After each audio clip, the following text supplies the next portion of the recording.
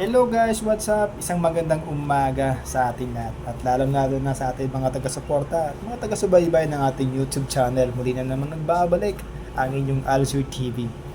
Meron tayong hihiman ngayon at meron tayong babanggitin ng isang pangalan ng isang vlogger. Sa kanya ko natutunan to, pagaling magturo yung vlogger na to. Dahil kapag nangyari sa'yo to at hindi ka pa naka-experience, gawin mo to, ang ito sasabihin ko at sa kanya ko natutunan to. Kung bago ka pa lang sa aking YouTube, huwag kalimutan mag-subscribe at i-click ang notification bell para updated ka sa aking mga bagong videos.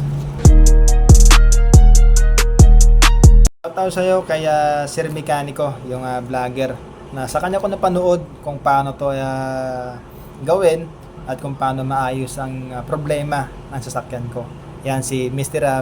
Mecanico. Magandang umaga sa iyo, sir, at shoutout sa iyo. Good luck sa iyong YouTube. Ikaw ba kaya apektado ng bagyong Karina? Nabaha kami kasama din yung sasakyan namin na nalubog. So, ito ang ituturo ko sa inyo, guys. Ito ang i-share ko din sa inyo na na-solve yung problema ng sasakyan namin. Nalubog sa baha. Although hindi naman sa napasok ng tubig, kumbaga hindi naman natin dahil ako wala akong pa akong experience sa ganyan na pagkakot pala yung ilalim ng sasakyan, hindi magkaroon ng problema. So nandun na, so masama yung panahon, siguro nakalipas ang pagkatapos ng bagyong Karina, kinabukasan, sunod na araw, umuulat-ulat pa So gagamitin namin, magpanda ko ng sasakyan, ayaw pumasok ng cambio. Kapag pinatay mo yung sasakyan, pumapasok yung cambio. Ngayon, ito, ginawa ko to ang natutunan ko sa YouTube.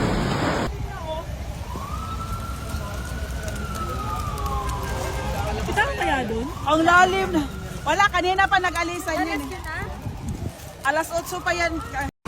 So ito guys, ituturo natin to sa mga baguhan pa lang sa sasakyan. Kapag ito nangyari sa inyo ngayon, baka meron pa na hindi pa na-solve ang problema ngayon hanggang sa ngayon dahil sa mga nakarang araw lang na pagbaha o hindi na umaandar ang sasakyan nila. Umaandar man pero hindi papasok ang cambio. Ito i-on natin muna to.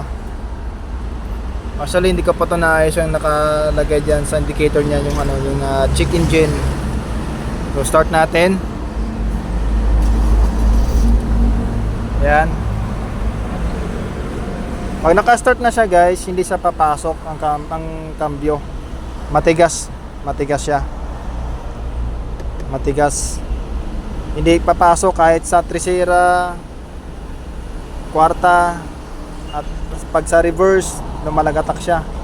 Ayan, matigas. So ang gagawin lang natin, ito, nakaapak tayo sa clutch. Yan. Nakaapak tayo sa clutch. Ayan, nakaapak tayo sa brake. Tapos i-handbrake natin. So papatayin muna natin ulit to. Kasi hindi nga papasok para pumasok tong cambio natin para gumana. So patayin muna natin. Yan, patayin muna natin ulit Patay na siya ulit So ngayon, ilalagay natin siya sa trisira. Makakambyo niya siya guys pag nakapatay yung makina. Pwede naman sa kwarta pero mas gusto ko ilalagay sa akin, gusto ko ilagay sa trisira. Yan. So start na natin. Yan. Sabay apak tayo ng clutch. Yan, apak na ng clutch. Sabay apak na din tayo ng preno, brake. Yan, nakakambyo na yan nakatrisira na yan. Sabay start natin to guys. Sana gumana to. Yun, gumana guys. Yun, pumasok. Lipat na natin. Primera, segunda, tercera, kwarta, reverse.